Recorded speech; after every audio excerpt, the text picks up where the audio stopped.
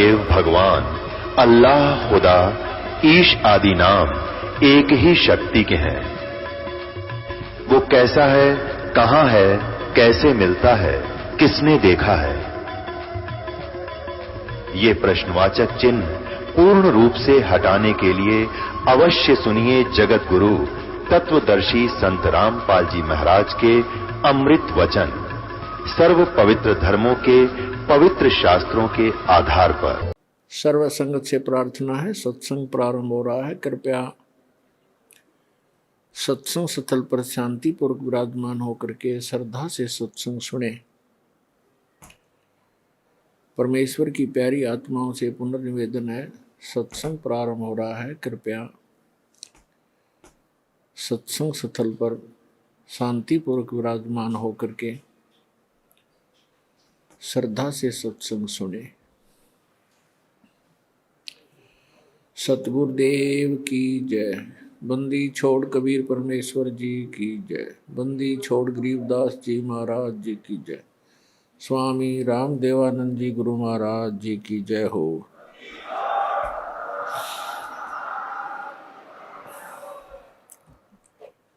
गरीब नमो नमो सतपुरुष को नमस्कार, गुरु की नहीं। सुर नर मुनि जन साधुआ संतों सर्वस्ती नहीं। सतगुरु साहेब संत सब दंडोतम प्रणाम। आगे पीछे मध हुए तिनको जा कुर्बान। नराकार निर्विषम काल जाल वे वंजनम निर्लेपम निज निर्गुणम अकल अनुबेशोन्दनम सोहम सुरति समापतम सकल समाना निर्तलय उज्ज्वल हिरंबर हरदम अम्बे परवा था है वार पार निमध्यतम। ग्रीव जो सुमरे सिद्ध होई गणनायक गलताना करो अनुग्रह सोई पारस पद परवाना। आदि गणेश मनाऊं गणनायक देवन देवा चरण कमल लाऊं आदंत करूं सेवा। परम शक्ति संगीतम रिद्धि सिद्धि दाता सोई अवगत गुण अतीतम सत्य पुरुष निर्मोही। जगदम्बा जगदीशम मंगल रूप मुरारी तन मन अर्पों शीसम भक्ति मुक्ति भंडारी। सुर नर मुनि जन ध्यावे ब्रह्मा विष्णु महेशा शेष शेष मुख गावे पूज्य आदि गणेशा। इंद्र कुबेर सरीखा वरुण धर्मराज धावे समर्थ जीवन जी का मन इच्छा फल पावे। 33 कोटि अधारा दावे से 88 उतरे बहुजल पारा कट है यम की फांसी। 33 कोटि अधारा दावे से 88 उतरे बहुजल पारा कट है यम की फांसी। कर जोरूं विनती करूं धरूं चरण पर शीश। गुरु जी राम देवानंद जी महाराज ने दियो नाम बख्शीश। कोटि कोटि सिजदा करूं कोटि कोटि प्रणाम।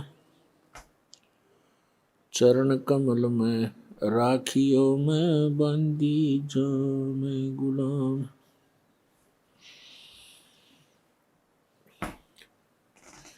कुत्ता हूँ गुरुदेव का रामपाल दास का नाम। गले प्रेम की जेवड़ी जाखें चौहा जाऊं। तो करो तो बावड़ू दूर दूर करो तो जाऊं। जो राखो त्यों ही रहूं जो देवो सुख। जय इब कैसे ते गुरु मिले, सब दुख आँखों रो। चरणों ऊपर शीश धरूं, कहूँ जो कहनी हो।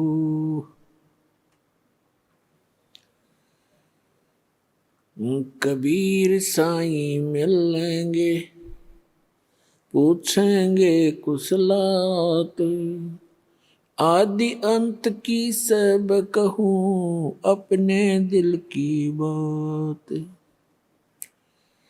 गुरु जी तुम ना भूलियो,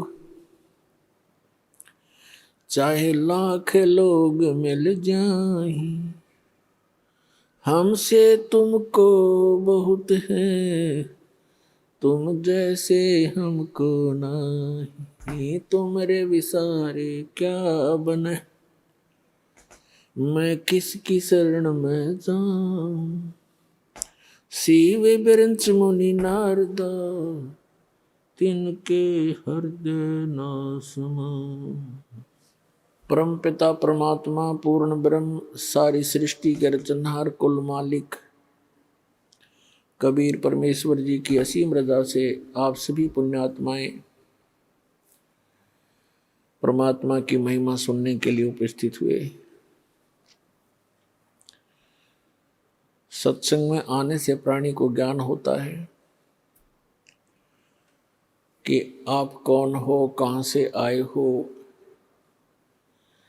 आप यहाँ किस उद्देश्य को लेकर जी रहे हो, वास्तविक आपका कर्तव्य कौन सा है, कौन से कर्म पाप दायक हैं, कौन से पुण्यदायक हैं, उन सभी का ज्ञान सत्संग से होता है प्राणी को।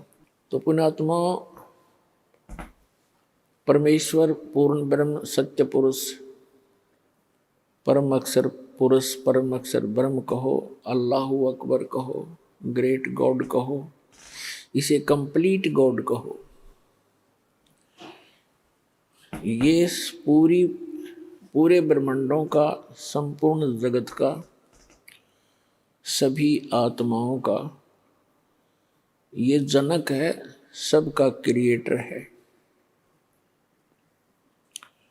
वो कैसा है, कहाँ है, किसने देखा है और परमात्मा की आवश्यकता क्यों है,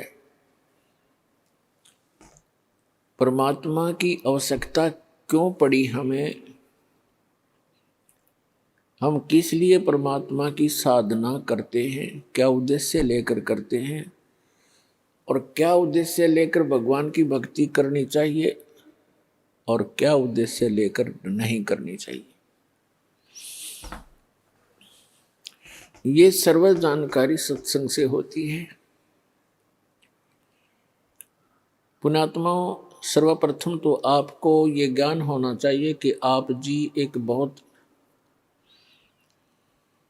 भयंकर लोक में रह रहे हैं, बहुत ही भयंकर लोक है ये। और इस लोक का जो राजा है, यहाँ का जो स्वामी है, मालिक है 21 ब्रह्मांड का, उसको सरपुरुष कहा। श्रीमद् भगवत गीता अध्याय नंबर 15 के श्लोक नंबर 1 से 4 और 16-17 में प्रभु की परिभाषा वर्णित है सांकेतिक कोड वर्ड्स में। उसमें लिखा है कि संसार में 2 पुरुष हैं, 16वें श्लोक में 15वें अध्याय के। एक सरपुरुष है, एक अक्षर पुरुष है। सरपुरुष ये ब्रह्म है जिसके लोक में आप और हम निवास कर रहे हैं। इसको संतों ने, परमेश्वर ने, कबीर देव ने इसको काल कहा है और यही गीता का ज्ञान दाता है।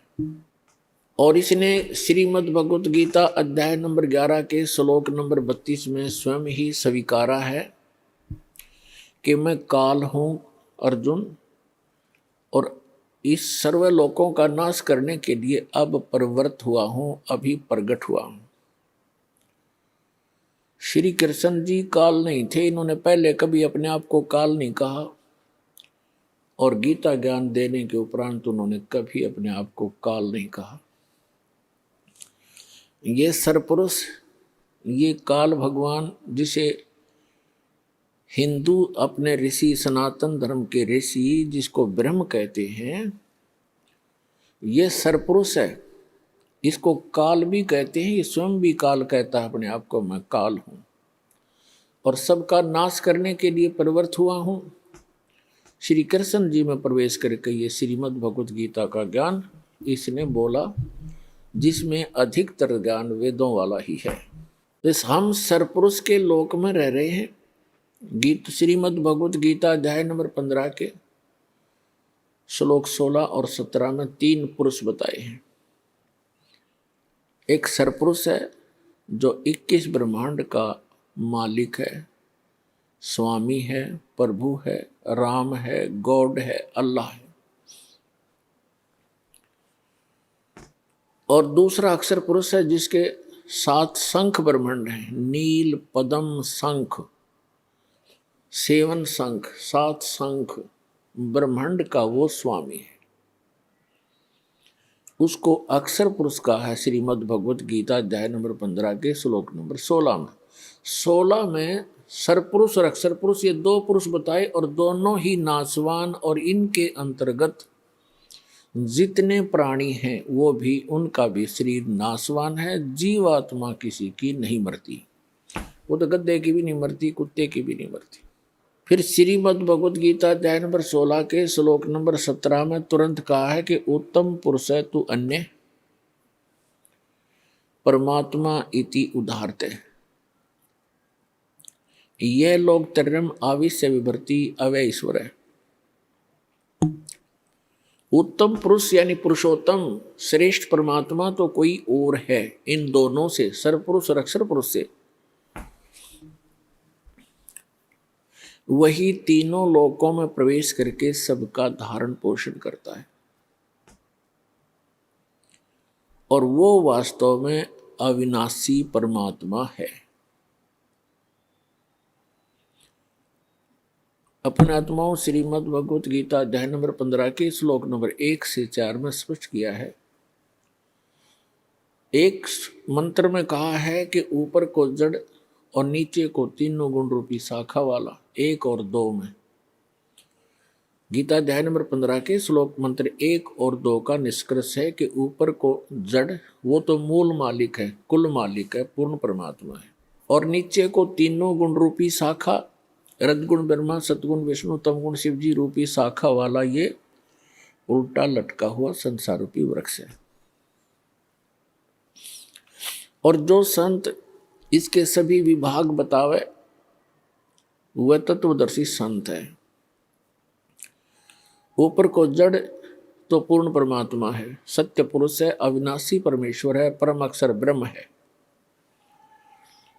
और संसार रूपी वृक्ष को अर्थात किसी भी पेड़ को मूल से ही सर्व कुछ प्राप्त होता है, मूल से, जड़ से ही उसका पोषण होता है। इसलिए हमारा सबका जो मूल मालिक है, कुल मालिक है, जो संसार रूपी वृक्ष की जड़ है, मूल है, जिसने सब ब्रह्मांडों की रचना की और सभी का वो पालन पोषण भी कर रहा है, वो सत्य पुरुष है, वो परम अक्षर पुरुष है। वही पूजा के योग्य है, वही पाप नाशक है, वही मोक्षदायक है, वही सबका जनक है, सर्व उत्पादक है।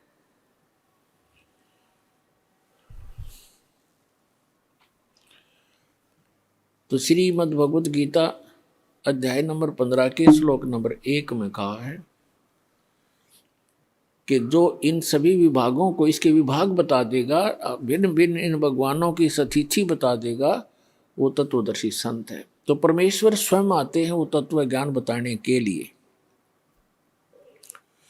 अब वो परमेश्वर 600 वर्ष पहले आए थे बनारस के अंदर, भारतवर्ष की काशी नगर में, और वहां पर 120 वर्ष रहे थे, सहशरीर आए थे, सहशरीर वो चले गए थे। 120 वर्ष एक जनसाधारण की लीला की उन्होंने, हमारे लिए एक निर्देश दिया, एक एग्जाम्पल कोड किया, उदाहरण पेश करके चले गए कि यदि आप जी ने मोक्ष प्राप्ति करनी है तो इस घटिया लोक की किसी अधिक वस्तु की इच्छा मत करना, ये आपके गले की झाड़ बन जाएगी। घनी संपत्ति और ज्यादा कार कोठी ये आपको यही घसीटे रखेगी, सतलोक जाने नहीं देंगे। फिर भी परमात्मा ने कहा है कि जैसे आपकी किस्मत भाग्य में परमात्मा ने दिया है उसमें संतोष करना, चाहे वो कितना ही है, उसको अपना ना मानना, ये आपका नहीं है, ये भूल मत करना। परमेश्वर ने बताया है कि काया तेरी है नहीं, ये माया कहाँ से हो, शरण कमल में ध्यान रखो, इन दोनों को खो। ना तो ये संपत्ति तेरी है, ना ये काया तेरी है। जब काया ही नहीं तेरी तो संपत्ति को कैसे तू अपनी मान बैठा? बोली आत्मा, ये कोई नशा है तेरे अज्ञानता का। अब ये अज्ञानता का नशा हटाने के लिए एंटीबायोटिक ये औषधि सत्संग रूपी तत्व ज्ञान आपको डोज पर डोज दी जा रही है। एक दिन आपकी ऐसी भूल मिटेगी, आप बहुत ज्यादा आश्चर्य मनाओगे इस बात का कि देख कितने मूर्ख बनकर हम एक रोटी के लिए और नकली लोक लाज को मेंटेन करने के लिए हम कैसे मूर्ख बनकर भगवान से दूर बने हुए थे। परमात्मा का वो ज्ञान आपका आधार बनेगा। तो इस लोक में वो परमात्मा आते हैं, तत्व ज्ञान प्रचार करते हैं। वो उन्होंने बताया है कि अक्षर पुरुष एक पेड़ है, निरंजन वाकी डार, सरपुरुष वाकी डार और तीनों देवा शाखा है, ये पात रूप संसार। एक ही सेंटेंस में परमात्मा ने एक अमृतवाणी में, एक वाक्य में, एक दोहे में श्रीमद् भगवत गीता अध्याय नंबर 15 का पूरा सरलास कर दिया, पूरा उसमें कंसंट्रेट करके भर दिया। नो सोच लो, बुद्धिमान व्यक्ति को संकेत होते हैं जैसे रावण मांगन गया चून, अर्थात लंक वही बिरून। इस एक चौपाई में सूक्ष्म वेद में परमात्मा ने पूरी रामायण भर रखी है। रावण मांगन गया चून और ताते लंक वही बिरून, बिरून माने नाश हुआ। रावण आटा मांगने गया जिस कारण से उसकी लंका का सर्वनाश हुआ। अब जिसने वो कथा कहानी सुन रखी है, राम कहानी, अब उसका माइंड एक सेकंड में पूरी स्टोरी में घूम गया। रावण ने कहाँ से आटा मांगा, किस पे मांगने गया, कौन थी वो सीता, श्री रामचंद्र की धर्मपत्नी। रामचंद्र कौन था? राजा दशरथ का पुत्र। रावण ने छल करके सीता उठाई थी और रावण के कुल का नाश हो गया था। वह रामायण का पूरा जो रामायण की कथा चित्रार्थ होगी हमारे दिमाग में। इसी प्रकार श्रीमद् भगवत गीता अध्याय नंबर 15 का श्लोक नंबर 1 में स्पष्ट है, 1 और 2 में, कि उल्टा लटका हुआ संसार रूपी वृक्ष है। इसमें परमात्मा ने अपने सिंपल लैंग्वेज में बताया है, उस सूक्ष्म वेद में बताया है। एक ही सेंटेंस में पूरी सृष्टि रचना भर दी, पूरा डेफिनेशन ऑफ गॉड बता दी। अक्षर पुरुष एक पेड़ है, ट्री, एक ट्री है, और सरपुरुष वाकी डार, तीनों देवा, रजगुण ब्रह्मा, सतगुण विष्णु, तमगुण शिव जी, ये तीनों देवा शाखा है और पात रूप संसार। वो परम अक्षर पुरुष कौन है? वो ये दास बताने के लिए भेजा है।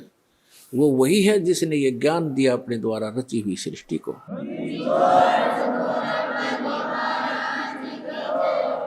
वही है जिसने अपनी द्वारा रची हुई सृष्टि को ठीक ठीक बताया।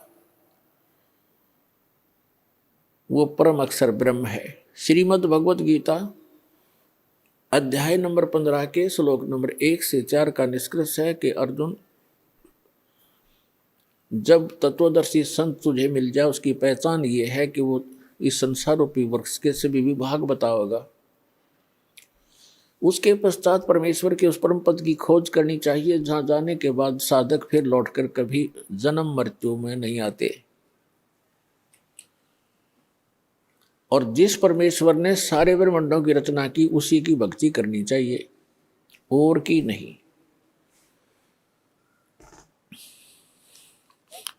श्रीमद् भगवत गीता अध्याय नंबर 8 के श्लोक नंबर 1 में अर्जुन ने पूछा, आप जी ने गीता अध्याय नंबर 7 के श्लोक 29 में जिस तत्ब्रह्म की जानकारी दी है कि उस तत्ब्रह्म से परिचित, सारे अध्यात्म ज्ञान से परिचित और सभी कर्मों से परिचित प्राणी केवल जरा और मरण से छूटने का ही प्रयत्न करता है। तो वो किम तत्ब्रह्म, ऐसा वो तत्ब्रह्म क्या है जिसको जानकर संसार प्राणी साधक इस संसार की किसी वस्तु की इच्छा नहीं रखता। गीता ज्ञानदाता ने 8वें अध्याय के 3रे मंत्र में उसका उत्तर दिया है कि वो परम अक्षर ब्रह्म है, गीता ज्ञानदाता से अन्य है।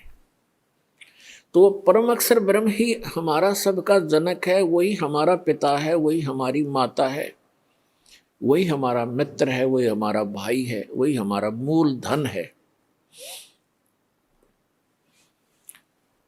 त्वमेव माता च पिता त्वमेव बंधु च सखा त्वमेव विद्या च द्रविणम त्वमेव सर्व मम देव देव। ये वो परमात्मा है जिसके अंदर ये सर्वगुण हैं, जिनका हम रह रहकर व्याख्यान सुना और सुनाया करते थे। अभी तक हमें परमात्मा की परिभाषा का ABC का भी ज्ञान नहीं था। अब आपको A से लेकर Z तक ज्ञान हो गया इस तत्व ज्ञान को सुनने से, क्योंकि ये ज्ञान परमात्मा ही बताता है और परमात्मा के बताए कोड वर्ड को, सांकेतिक शब्दों को परमात्मा का कृपा पात्र ही समझ सकता है। 5500 वर्ष हो गए श्रीमद् भगवत गीता, पवित्र श्रीमद् भगवत गीता, पवित्र चारों वेद, पवित्र पुराण आदि सदग्रंथों को रचे हुए श्री वेद व्यास जी द्वारा रचे गए थे। आज तक ना तो Ved Vyas writer of the सदग्रंथ वो समझ सका और ना ही आज तक के विश्व का कोई धर्मगुरु इन पवित्र सदग्रंथों के कोड सांकेतिक शब्दों को ना समझ सका। इस दास पर रजा करी परमेश्वर कबीर जी ने आप अपनी पुण्य आत्माओं के लिए ऐसे समय में, जिस समय आप शिक्षित हो, सदग्रंथ हमारे जीवित हैं, अन्यथा ये 50-100 वर्ष के बाद ये सदग्रंथ आपके हाथों से निकल जाते। फिर हमारे पास क्या आ जाते? हनुमान चालीसा, गणेश जी की आरती, भगवान शिव की आरती है, जय गणेश देवा, माता थारी पार्वती, हम इसमें लगे रहते। तो पुण्यात्माओं, आज का जो सत्संग है, जो समागम है, वैसे तो सत्संग कोई भी किसी दिन का भी हो अमृत होता है, आत्मा के लिए एक विशेष आहार होता है और असंख्य जन्मों के पुण्यकर्मी प्राणी हो आप, जो आप जी को ऐसे समय में मानव शरीर प्राप्त है, स्त्री या पुरुष का,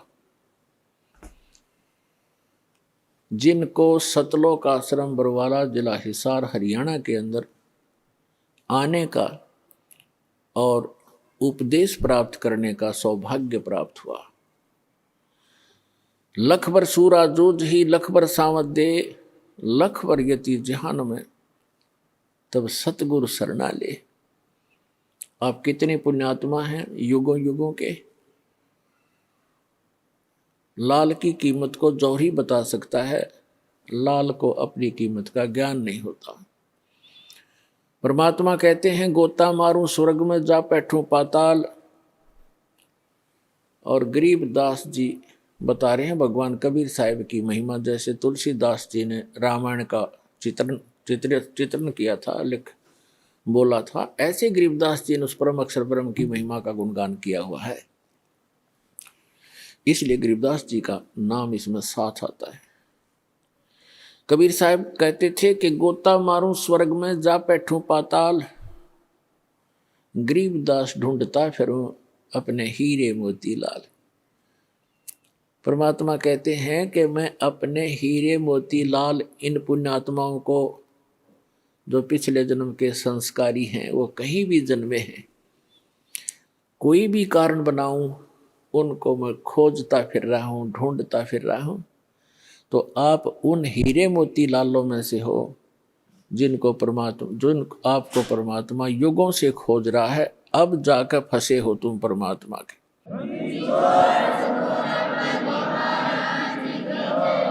नहीं तो आप उस काल कसाई के फंसे थे, आज परमात्मा की जकड़ में आए हो पुण्यात्माओं।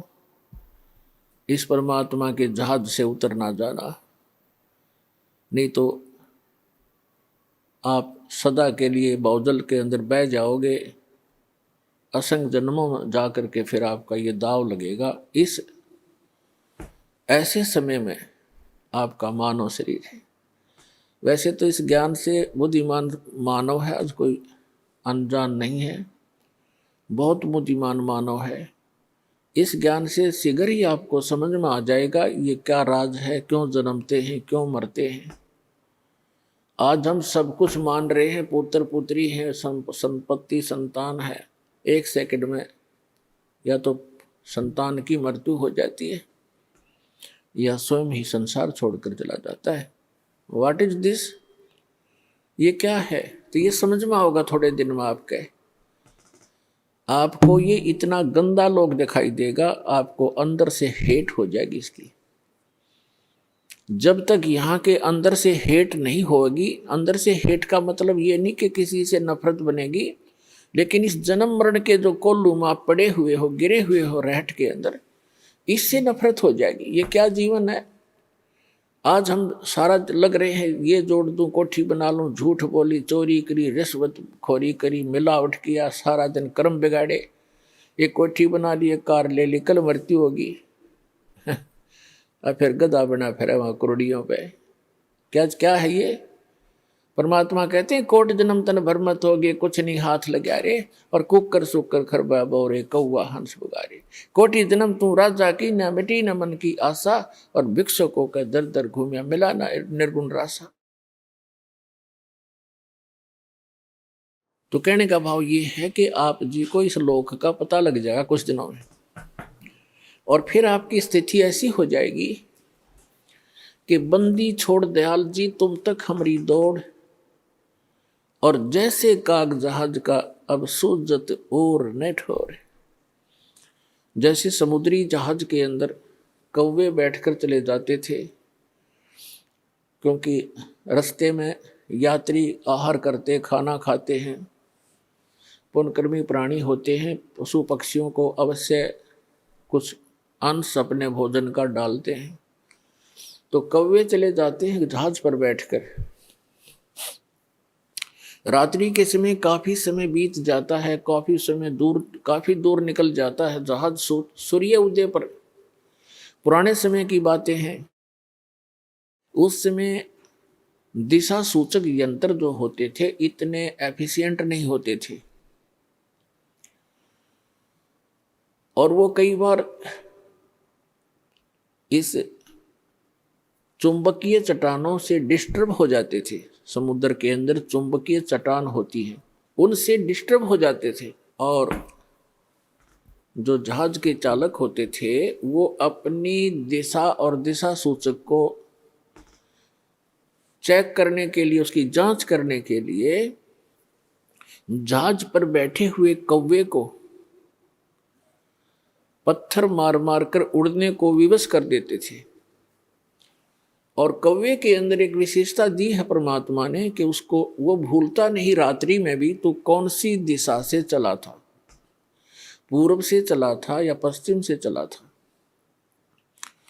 या दक्षिण से चला था या उत्तर से चला था, तो वो तुरंत उसी दिशा को उड़कर चलता है, सीधा स्ट्रेट। उससे चालक तो अपनी दिशा की जांच कर लेता है कि हम सही दिशा में चल रहे हैं या नहीं, हमारा इंस्ट्रूमेंट ठीक काम कर रहा है कि नहीं। कुछ देर के बाद वो कौवा क्या देखता है, वहां से तो उड़ गया, आगे देखता कोई भी बैठने का ठिकाना उसको दृष्टिगोचर नहीं हो रहा। वो 1500 फुट उड़ जाता है, फिर वापस मुड़ जाता है उस जहाज की ओर, क्योंकि उस जहाज के अतिरिक्त उसको अपना जीवन रक्षक कोई भी नजर नहीं आता। जहां भी देखता है वही डूबने का स्थान है, मृत्यु हो जाने का डर है। एक जहाज ही सुरक्षित स्थान उसको मिलता है। तो पुण्यात्माओं, परमात्मा ने एक संकेत दिया है कि एक दिन आपको कबीर भगवान और यो सतलोक आश्रम स्थान हरीशदास के द्वारा दिया गया ये अमृत नाम और ज्ञान आपको ऐसा लगेगा जैसे परमात्मा कहते हैं, आप फिर ऐसे कहा करोगे, बंदी छोड़ दयाल जी तुम तक हमारी दौड़, और जैसे काग जहाज का अब सूझत और नठौर। इस परमात्मा कबीर जी के अतिरिक्त, इस सच्चे नाम के अतिरिक्त, इस सच्चे ज्ञान के अतिरिक्त आपको पूरा संसार ऐसा नजर आएगा जैसे जहाज के अतिरिक्त पूरा जल है जिसमें बैठते ही डूब जाओगे। भावार्थ ये है परमात्मा का, यदि आप कबीर भगवान को और सतनाम को छोड़कर यदि आप अन्य संत की शरण में जाओगे तो डूब गए। भगवान की भक्ति छोड़कर संसारिक इस काम में लग गए तो डूब गए। तो इससे पार होने के लिए ये राम नाम का जहाज आपने छोड़ना नहीं है। इसके अतिरिक्त आपको जहां भी कोई भी क्रिया संसार के वो आपको डबोण की है, तारण की नहीं है। इतनी सी बात आपको कुछ दिनों में हृदय में धस जाएगी और तभी आप भक्त बनोगे। तो परमात्मा ने आके बताया है कि मानुष जन्म पाके जय नहीं रटे हरि नाम, जैसे कुआ जल बिना फिर बनवाया क्या काम। परमात्मा ने आकर ज्ञान दिया है कि मनुष्य जीवन प्राप्त करके जो प्राणी परमात्मा की साधना भक्ति नहीं करता उसका मानव शरीर ऐसा है जैसे वाटरलेस वेल होता है, वेल विदाउट वाटर, यानी कूप जल रहित।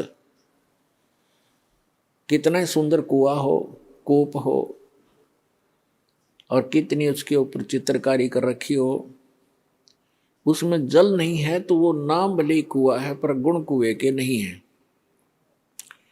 ठीक इसी प्रकार जो साधना भक्ति नहीं करते प्राणी मनुष्य जीवन पा करके, उनका नाम मनुष्य अवश्य है पर गुण मनुष्य के नहीं हो सकते। फिर दूसरी बात यह है कि जो साधना करते हैं एक पूर्ण परमात्मा की भक्ति इष्ट रूप में ना करके किसी अन्य देव को इष्ट बनाकर आन उपासना करते हैं, वो साधना करते करते भी फेल हैं, उनकी साधना भी व्यर्थ है। तो पुण्यात्मा,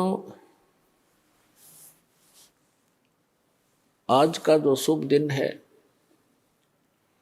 आज के दिन इस दास का जीवन कल्याण हुआ था, आज का वो शुभ दिन है।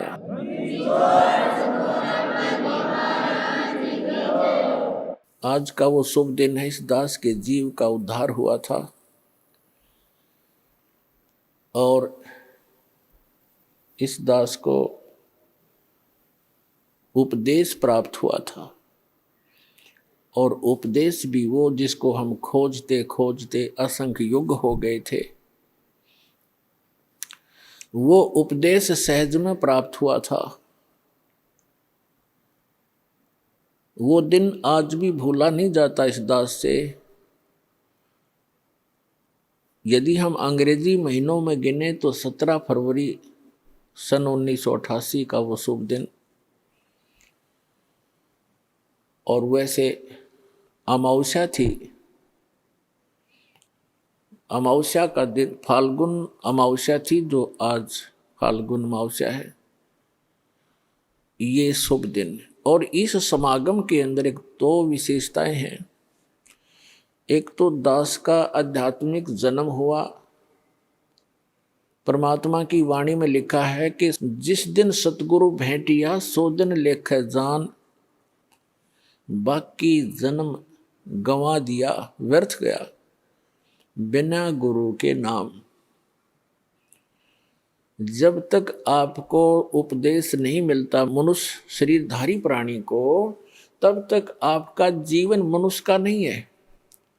अन्य पशु पक्षियों जैसी ही हम क्रियाएं कर रहे होते हैं, वो मनुष्य जीवन नहीं है। जिस दिन से आपको गुरु प्राप्त होता है, सच्चा गुरु, सतगुरु और सत साधना, उस दिन आपकी आत्मा का जन्म समझ लो, पुनर्जन्म, आपका मानव का जन्म स्टार्ट होता है। जिस दिन सतगुरु भेंटिया सो दिन लेखे जान, और बाकी समय व्यर्थ गया गंवा दिया बिना गुरु के ज्ञान। तो दास को ये उपदेश प्राप्त हुआ, ये वो शुभ दिन है। और दूसरा इस समागम का महत्व है कि अमावस्या के तुरंत बाद जो एकम आती है, प्रथमा, उस दिन सन 1997 में इस दास को परम अक्षर ब्रह्म पूर्ण परमात्मा सत्य पुरुष कबीर देव जी ने दर्शन दिए, और इस समय को जो कि उन्होंने निर्धारित किया हुआ था, उसको बताया कि सार्थक समय है, अब इस सार नाम का दान करना प्रारंभ कर दे। तो पुण्यात्माओं, इस समागम के अंदर ये दो महत्वपूर्ण घटनाएं दास के जीवन में घटी हैं। अमावस्या को तो नामदान हुआ दास को, और प्रथमा यानी 1997 की प्रथमा को परमात्मा के दर्शन हुए, तथा सतनाम, ये सारनाम देना वैसे बालकों का खेल नहीं। इस सतनाम को और सारनाम को गुप्त रखना था, और इतना इम्पोर्टेंट मंत्र है ये, इसको अभी तक डिस्क्लोज नहीं करना था। दास का भी दिल धड़क रहा था कि कहीं मैं गलत समय पर इसको सार्वजनिक ना कर दूं। सन 1994 में दास को नाम दान करने का आदेश मिला था पूज्य गुरुदेव से। तो 1997 तक दास ने एकाध ही को, कुछ एक को ये सार नाम दिया था, नहीं तो नहीं दिया था। मुझे हिचका हुआ देखकर परमात्मा ने को आना पड़ा, क्योंकि वो आपके लिए भटक रहे हैं। हम तो जीव हैं, जीव तो जीव जितनी सोच ही रखता है। तो पुण्यात्माओं, आज तक परमात्मा ने सतनाम और सारनाम की कितने छींट भी नहीं लगने दी किसी व्यक्ति को, इसकी भाप भी नहीं आने दी किसी तक। आदरणीय नानक साहिब जी को सतनाम प्राप्त हुआ था, लेकिन उनको सख्त हिदायत दे दी थी कि अभी डिस्क्लोज मत करना, नहीं तो मेरा सारा मिशन खराब हो जाएगा, परमात्मा कबीर जी ने कहा था। ऐसे आदरणीय धर्मदास साहिब जी को परमात्मा मिले थे, सचखंड सतलोक लेकर गए थे, फिर उनको सतनाम और सारनाम प्रदान कर दिया था, प्रथम मंत्र भी दिया था। उनसे भी प्रतिज्ञा करा ली थी कि धर्मदास मेरी लाख दुहाई, ये मूल ज्ञान की तबार ना जाए। फिर कहा कि धर्मदास मेरी लाख दुहाई, ये सार शब्द कहीं बाहर ना जाए। ये मूल ज्ञान और सार शब्द बार जो पढ़ी, ये बिचली पीढ़ी हंस नहीं तरही। आप उस बिचली पीढ़ी में जन्मे हो जिसके लिए परमात्मा इस भक्ति को संभाल के रखे हुए था और आपके लिए पिटारा खोल दिया, खजाना खोल दिया परमात्मा ने। तो आदरणीय गरीबदास साहिब जी को परमात्मा मिले, उनको कंप्लीट स्पिरिचुअल नॉलेज उनके अंतःकरण में फीड कर दिया, उन्होंने फिर वो लिखवा दिया। लेकिन गरीबदास साहिब जी ने किसी को भी ये मंत्र नहीं दिए, सतनाम और सारनाम, केवल एक संत को दिए थे। उसको ऐसी प्रतिज्ञा कराते रहे कि आगे किसी को बताना नहीं, आप जाप करो। केवल एक भक्त को एक संत को बताना है, उत्तराधिकारी आपका। तो वो परंपरा चलती चलती मेरे पूज्य गुरुदेव जी के पास आई, उनसे आगे इस दास को प्राप्त हुई, जो आज परमात्मा ने इस बीज को बखेर दिया और पूरे विश्व को ये नाम अब देने का आदेश है।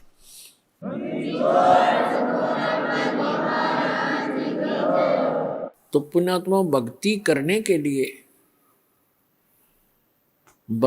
करने के लिए हमें सबसे पहले परमात्मा पाने के लिए, आत्म कल्याण कराने के लिए सबसे प्रथम हमारा गुरु होना चाहिए।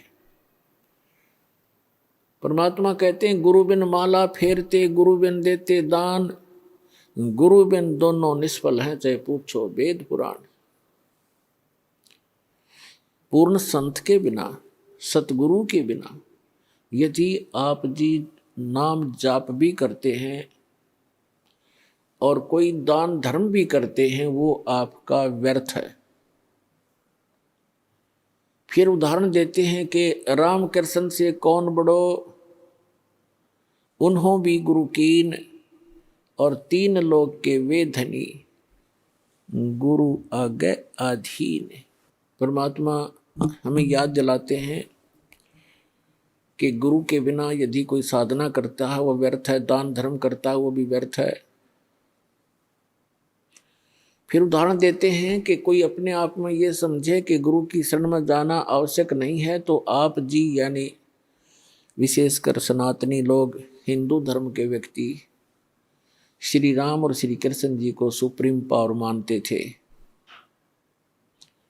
तो परमात्मा ने उन्हीं का उदाहरण देकर बताया है कि राम कृष्ण से कौन बड़ो, उन्हों भी गुरु कीन, और 3 लोग के वे धनी, गुरु आगे अधीन। श्री राम और श्री कृष्ण जी ने भी गुरु धारण किए। तो आप अपनी सतीथि से परिचित हो जाना कि आपका कैसे गुजारा होगा, आपका निर्वाह कैसे होगा बगैर भक्ति, बिना गुरु बनाए और भक्ति किए। उन्होंने भक्ति की, उन्होंने गुरु भी बनाए जिनको तुम भगवान मानते हो, आप जी जिनको भगवान मान रहे हो। तो पुण्यात्माओं, बुद्धिमान को संकेत पर्याप्त होता है। परमेश्वर कबीर जी ने कहा था कि 3 लोक सब राम जपत हैं, जान मुक्ति को धाम। और वशिष्ठ मुनि ने श्री राम को दिया ओम नाम। क्या बताते हैं कि आप जी तो श्री रामचंद्र जी पुत्र दशरथ जी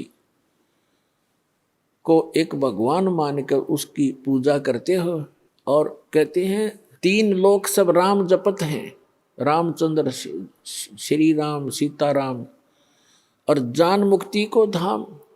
श्री राम वशिष्ठ गुरु कियो, और उनको भी दीनो ओम नाम। रामचंद्र जी तो ओम नाम जप, पर तुम राम राम जपो, देख दो अगली बात तुम्हारी। कबीर साहब कहते हैं देखो देखो भाई अकल का टोटा। ये अकल का टोटा न्यों बताया, बगैर ज्ञान के इंसान ऐसे भ्रमित है। फिर बताते हैं अपनी महिमा आप ही सुनाते हैं, दूसरा कोई है नहीं जिसके ऊपर परमात्मा उस एग्जाम्पल कोड करें। आप आरती आप साजे, आप किंगर आप बाजे, आप ताल झान झनकारा, आप नचे आप देखण हारा, कह कबीर ऐसी आरती गाऊं, आप मध्य आप सुनाऊं। तो क्या बताते हैं कबीर साहब, कहते हैं कि सदगुरु के उपदेश का लाया एक विचार, जय सतगुरु मिलते नहीं तो जाते नरक द्वार। नरक द्वार में दूत सब करते खेचातान, उनसे कभू न छूटता फिर फिरता चारों खान। चार खानी में भरमता कभू न लगता पार, सो फेरा सब मिट गया मेरे सतगुरु के उपकार। सात समुद्र की मसी करूं, लेखनी करूं बन राय, धरती का कागज करूं, गुरु गुण लिख्यो न जाए।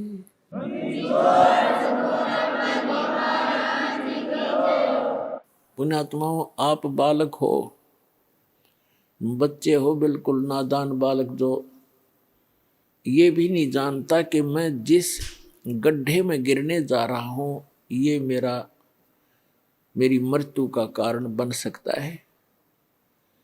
आप ये भी नहीं जानते कि जिस सर्प को मैं पकड़ने जा रहा हूं ये आपको डस लेगा और आपकी जान का घातक, जीवन का घातक बन जाएगा।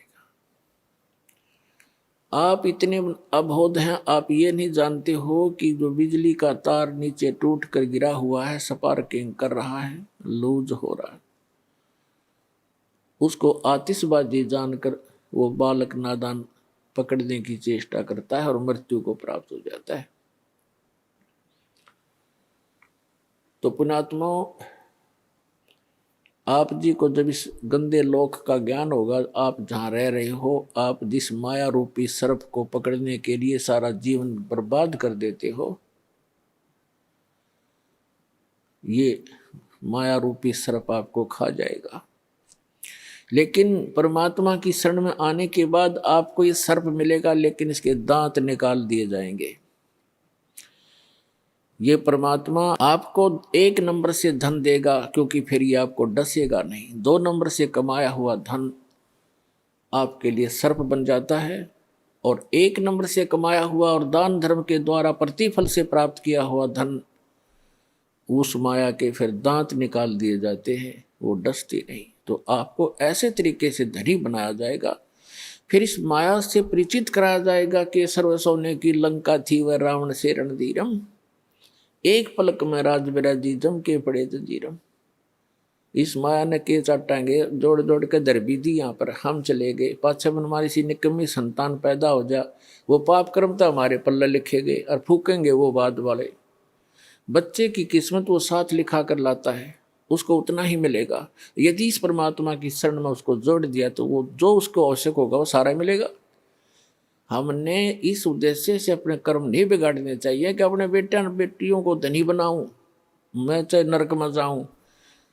इसको कहते हैं आप स्पार्किंग वाले तार को पकड़ने जा रहे होते हो, पकड़ रहे होते हो। अब क्या बताया है कि आप इतने बालक हो, परमात्मा ने इन 3-4 अमृतवाणी में क्या बताया है कि जिस परमात्मा स्वरूप संत, परमात्मा के कृपा पात्र उस सतगुरु से जो उपदेश मिल जाता है, फिर आपको ये बातें याद आवेंगी कि हे परमात्मा, जब कितना कहर हमारे ऊपर टूट पड़ता यदि ये नाम ना मिलता। परमात्मा कहते हैं कि सतगुरु के उपदेश का लाया एक विचार, और जय सतगुरु मिलते नहीं जाते नरक द्वार। ओए होए, पुण्यात्माओं, हमारे को मिसगाइड कर रखा है यहाँ पर। भक्तिहीन तत्व ज्ञानहीन संतों ने, संत के रूप में इन अज्ञानियों ने, कोई तो कहता कहीं स्वर्ग नहीं, कोई नरक नहीं, कोई कहता सतलोक में चेतन ही प्रकाश ही प्रकाश है, प्रकाश ही प्रकाश है, उसमें आत्मा से लीन हो जाती है जैसे बूंद समंदर में। इनको कहते हैं नीम हकीम खतराए जान, little knowledge is the dangerous thing. अब क्या बताया परमात्मा ने कि यहां सब जो बोले गए शब्द हैं, शब्द स्वर्ग भी है, शब्द नरक भी है, शब्द संसारिक दुख सुख अलग हैं।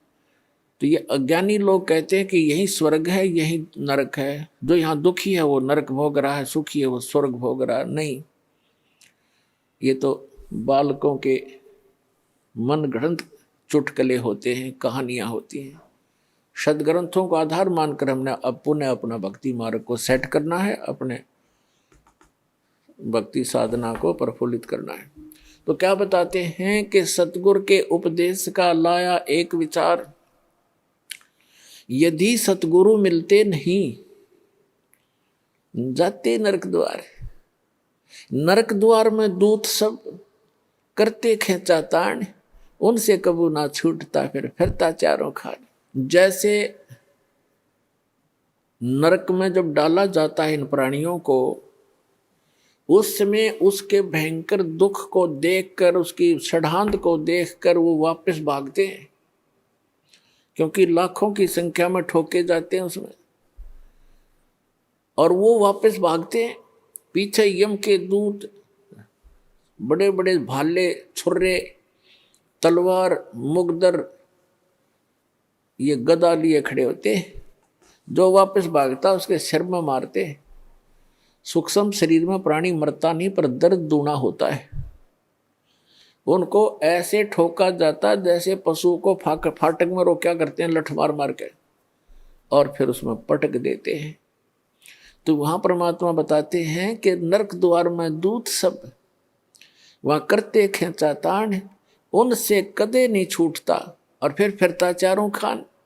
फिर उससे निकल कर स्वर्ग नरक का जो समय भोग कर फिर बाहर आता, तो 84 लाख प्रकार के मनुष्य इन प्राणियों के शरीरों में, कुत्ते, गधे, सूअर, गंदी नाली के कीड़े, पशु पक्षी, जलचर, ये कष्ट और भोगने पड़ते हैं। और इस परमात्मा के सच्चे नाम से, सतगुरु की शरण में आने से ये सारे दुख बाईपास निकल गया आपके।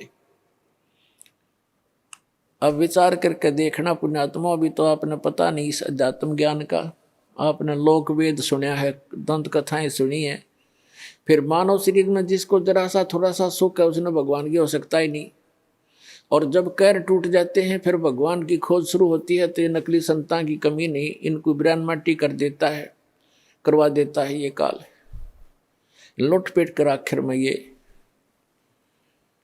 नास्तिक हो जाते हैं या मृत्यु को प्राप्त हो जाते हैं। दो ही ऑप्शन छोड़ता है। अब आपको परमात्मा मिले हैं, आपके अपने पिता मिले हैं। माता पिता कभी अपने बच्चे को दुख नहीं देगा, चाहे आप कितना दुखी हो ले। तो आपको वो परमात्मा अब मिले हैं, वो पिता मिले हैं आपके। आप इसकी मर्यादा में रहना और इस जहाज से उतर मत जाना, फिर आप देखना आपको कैसे सुख देगा। क्या बताते हैं कि मानत नामन मोरा साधो, मानत नामन मोरा रे, बार बार मैं ये समझाऊं जग में जीवन थोड़ा रे।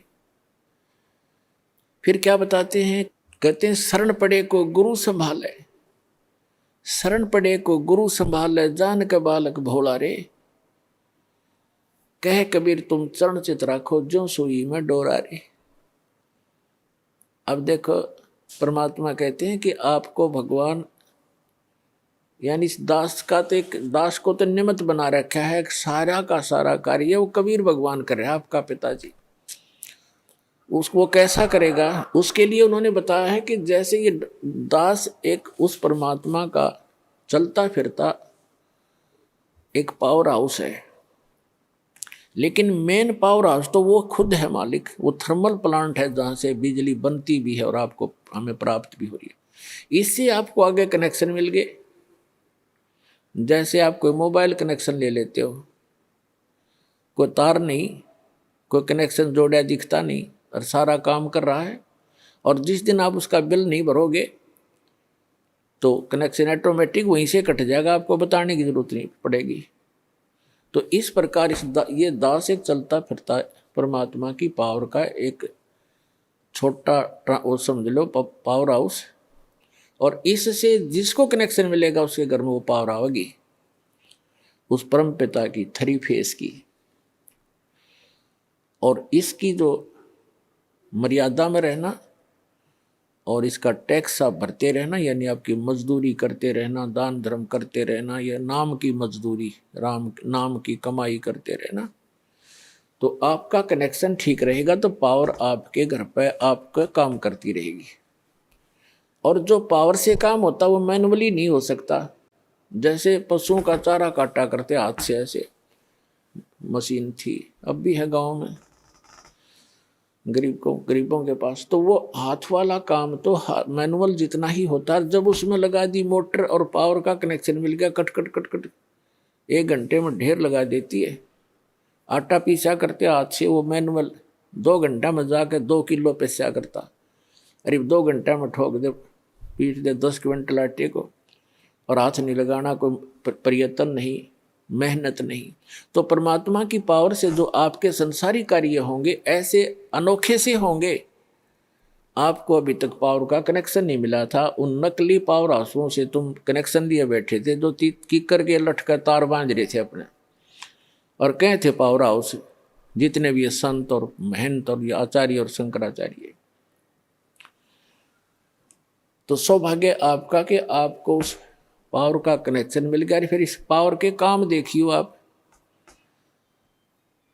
ठीक है, ये अदृश्य कार्य होते हैं। इस यहाँ की भौतिक पावर का हमने अलग से दिखाई देता, पर ये भी कुछ दिन में आपने न्यारा दिखाई देगा। आप कल्पना भी नहीं कर सकोगे, ऐसे सुख देगा आपको।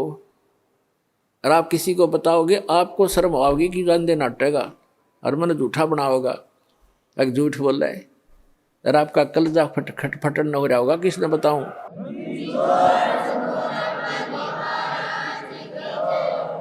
तो प्रसंग चल रहा है कि सतगुरु के उपदेश का लाया एक विचार, जय सतगुरु मिलते नहीं हम जाते नरक द्वार।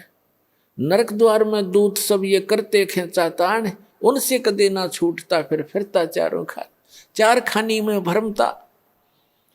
84 लाख योनियों में गधे कुत्ते सुअर की योनि भोगता, और कभू ना लगता पार, सो फेरा सब मिट गया मेरे सतगुरु के उपकार। होय होय, यानी उस गुरुदेव जी के उपकार से ये सारा मेरा झंझट समाप्त हो गया। पुणात्माओं देखो, उद्देश्य रखना अपने यहाँ से पीछा छुटवाने का।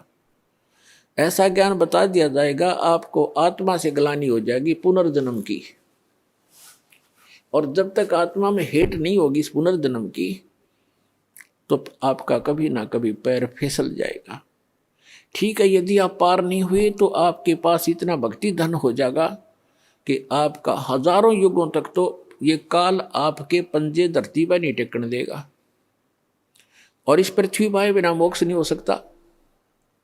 ऊपर तो इसका जबरदस्त भयंकर जाल है, वहां आपके पुण्यों का नाश करवाता है। वहां देवता बना के, इंद्र बना करके, वहां बड़े बड़े आपको होटल बना रखे, नाचना गाना सारा दिन, काम में कोई नहीं, अपनी पूंजी आपकी नाश होती है। वहां ऐसे ऐसे जुगाड़ जोड़ रखे, और आपके ही कमाई से अपना यू धंधा चला रहा है, ये 21 ब्रह्मांड चला रहा है। आपके पुण्यों का 10%, किसी रेस्टोरेंट में इसने 15%, और किसी में 25% की कटौती यानी कमीशन रखा है। उस कमीशन से ये काम चला रहा है। ये तो भिखारी है उस भगवान के आगे, जिसको तुम भगवान मानकर पूज रहे थे ब्रह्म तक।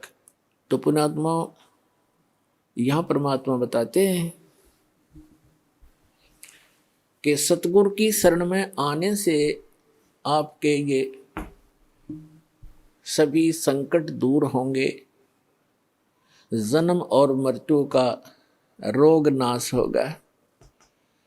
इसमें प्रथम तो आपको बताया कि गुरु होना चाहिए, और गुरु भी सच्चा हो, सतगुरु हो।